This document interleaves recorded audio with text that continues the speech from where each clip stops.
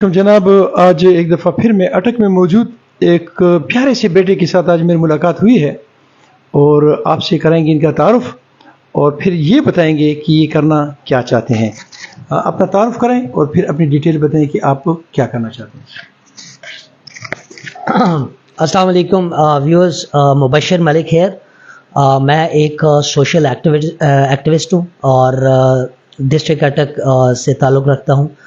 यहाँ पर एक सर से मुलाकात हुई, मियाँ साहब से मुलाकात हुई। बहुत अच्छा लगा कि आज के माशरे में भी हमारे पास ऐसे लोग मौजूद हैं जो सोशल एक्टिविटी को एक फरीज़ा समझ के और एक इबादत समझ के कर रहे हैं और बहुत अच्छा लगा इनसे मिलके। मैं इनके चैनल के तवस्सुत से ये मैसेज देना चाहता हूँ कि मैं अपना एक चैनल लॉन्च करने वाला हूँ जिसका नाम है पॉजिटिव पाकिस्तान, यानी मस्बत पाकिस्तान। आपने देखा होगा कि हम अक्सर और बेशतर हम गुफ्तगू करते हैं मुख्तलिफ टॉपिक्स के ऊपर। कभी भी आपको हमारे माशरे में, चाहे वो शख्स किसी तबके से ताल्लुक़ रखता हो, किसी शोबा से ताल्लुक़ रखता हो, हर वक्त हम लोग क्रिटिसाइज़ करते हैं पाकिस्तान को। एक तो इस चैनल के तवस्सुत से हम बताएंगे कि पॉजिटिव पाकिस्तान क्या है, पाकिस्तान के मकासद क्या थे।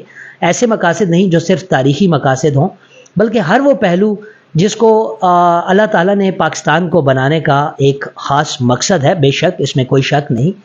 और उससे भी बढ़कर इस वक्त हमारी प्यारी धरती पाकिस्तान को ज़रूरत है नौजवानों की। हमारे माशरे में आमतौर पर कहा जाता है कि जब किसी पर अच्छा वक्त होता है तो सब उसके साथ होते हैं, और जब किसी पर बुरा वक्त होता है तो उसके बहुत ही चंद ख़ास लोग जो उससे बहुत प्यार करते हैं वो उसके साथ रहते हैं, बाकी तमाम लोग उसे छोड़ देते हैं।